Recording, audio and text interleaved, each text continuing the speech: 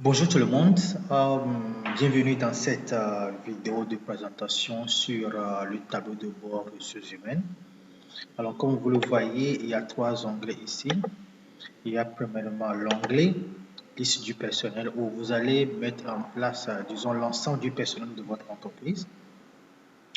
De l'autre côté, il y a la partie data ou bien la partie données où ici vous allez enregistrer, remplir cette partie.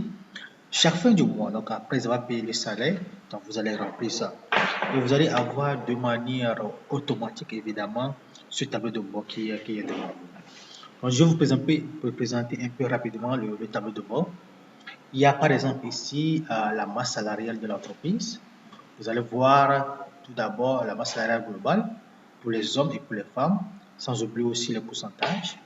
Il y a le total des employés aussi, le type de contrat au niveau de l'entreprise, c'est-à-dire les CDD, les CDI, les stagiaires, et puis les statuts, c'est-à-dire il y a les cadres, il y a les manœuvres, les techniciens ou bien les techniciens supérieurs.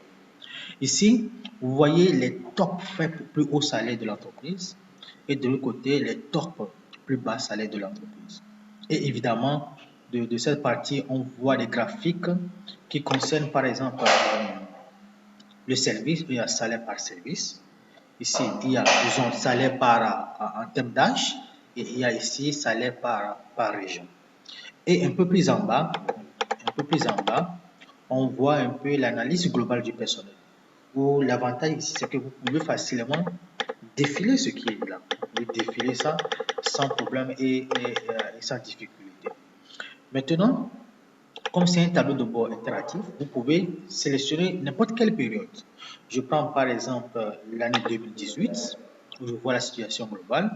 Quand je prends l'année 2018, je peux prendre par exemple le mois de mars. Je vais voir aussi la situation pour le mois de mars.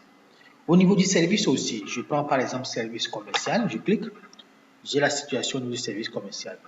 Et aussi en bas, il y a aussi les régions.